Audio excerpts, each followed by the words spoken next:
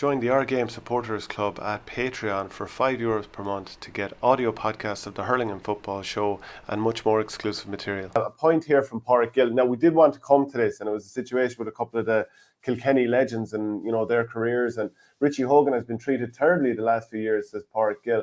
One of the GOATs, reduced to a bit part player the last while, was senseless, particularly when it hasn't been going well for Kilkenny. It was a strange one to only Kilkenny had that game lost, right? For all intents and purposes in normal time, the game was lost. It was the last puck of the ball that Adrian Mullen saved. And Brian Cody hadn't used Richie Hogan at that stage. Now, sometimes as a manager, midway through the game, you might forget that you have a bench there, or you might forget for a few minutes, or it just mightn't cross your mind. I have a former hurler of the year sitting up there, and he's obviously, as extra time proved, he's obviously able to move quite well here. But he basically wasn't going to play him. And then obviously he did during extra time. Is this the end of Richie Hogan? Is it the end? That was Richie Hogan's 33rd birthday. I thought he came on, did okay. And I thought TJ Reid was okay at times. But, we praise him so much that I think it's okay to, at times, say, well, look, it's not really going his way. He still did a couple of nice things, but, has he stood out brilliantly? Like Paddy Smith broke even with him, I felt, in the Leinster final. He scored 4 points over 90 minutes against Wexford, but Matt O'Hanlon won a nice bit of ball. Now, TJ Reid was very good that day. He still is the leader of the attack. But, he's not getting away from players the way he was before. We talked about in the All-Ireland semi-final last year when Ian Kenny came back from maybe 5 yards away and dispossessed him. So we're respecting the fact that, he's one of Kilkenny's greatest ever hurlers. And, we praise him so much that I think it's okay to say when, maybe just, he is coming back a little bit. He's still up there among the best hurlers in the country. And people will obviously think, right, Tipperary, lad, Slayton, Kilkenny. It's not that way at all. But people give out when you don't call it. I mean, the pace isn't there the way it was before. I mean, is that not fair to say? Yeah, no, we've waxed lyrical about TJ for God knows how long. So I think it's okay to call it as you see it. There were a couple of times yesterday when he didn't take shots on when it looked like he had time, and maybe that's partly because in your head you think you don't have time, or you think you're going to get hooked. He actually planted the feet at one stage yesterday to take a shot.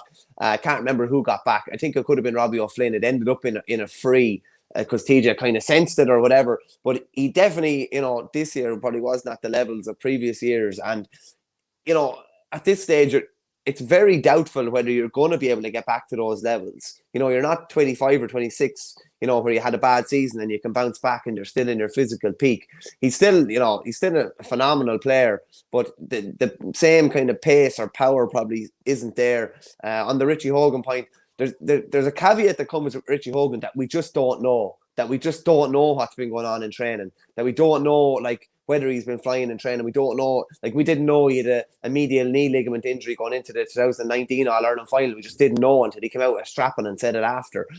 So we don't know exactly how he's been contributing in training. But it was strange. And, you'd probably think, Brian Cody's probably with his injuries, he's managing a lad at county level like you'd probably be managing a lad at club level to get through sessions and to be available at different days. He wasn't in the match day 26 for the first game against Wexford, then started coming into it, featured very, very rarely in this year's championship, in this year's league even as well. Don't think he featured in the league at all. So you would definitely have question marks about whether he's going to only be there next year. Walter Walsh is 30 now. As good as Conor Fogarty was yesterday, he's 31 as well. Killian Buckley's 30 in July. I think Owen Murphy is 32 later this year as well. So there's going to be a change in the guard at Kilkenny. We've already seen bits of it, in fairness. With the likes of Mikey Carey coming in, James Maher coming in at wing back, where he's probably going to be for a while now as well. But there's definitely going to be some big personnel moving on, I'd say, over the next, it could be, some of them could be this winter and over the next winter or so as well. Yeah, let us know. Do you think that this will be the end for TJ Reid and Richie Hogan, two of the best hurlers that we've ever seen, and obviously both former hurlers of the year? Can't see TJ going, Shane. I can't see him retiring. I could still see him winning games for Kilkenny next year. So, I mean, if people think I'm writing him off, it's not about writing him off. It's about saying, can we just look at this soberly and say, yeah, maybe the pace isn't quite there anymore. Later on in games, you're getting out-wrestled by Robert Downey, who's a good promising hurler. But these are symptoms of you're getting a little bit older. And, I talked about with Tipperary, the problem with Tipperary is not that any of these players aren't still class. It's that you're trying to play forward him at the one time, and that's the part to me that didn't make sense. And you know, Patrick Hogan, he's 33, so the difference in age between him and TJ Reid is only a couple of months. TJ Reid obviously has a gym; he's in there all the time looking after his body. And great Nick, but I'm just saying, for him to be still the best player in the country every single day, it's just not going to happen. Like, yeah, they're different types of unlikely. player as well. With Horgan is a really, really risky player. That's not to say TJ is not, but he's kind of an inside forward, man. It doesn't look like Horgan has slowed down that much. But his feet, I yeah. mean, oh, come on, like a couple of the steps he did. I mean, Hugh Lawler never had a hope, really, did he? No, he didn't really. I think the key thing with TJ is, and why he'll probably stay on for another couple of years, I think anyway, it's just that he's been injury free over the last while. You know, Richie Hogan is carrying all sorts of legacy injuries. Killian Buckley is carrying all sorts of legacy injuries with his knee as well. So, like, that's why I'd be surprised if TJ doesn't stay on. I'd be surprised if he doesn't play inter-county hurling until he's probably about 35, 36, I'd say, because he's still such a crucial role for them.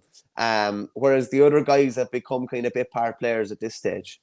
Yeah, and he will start next year if he's there. It's not a case that you're trying to make him a bit part player or anything like that. Join the Our Game Supporters Club at Patreon for €5 per month to get audio podcasts of the Hurling and Football Show and much more exclusive material.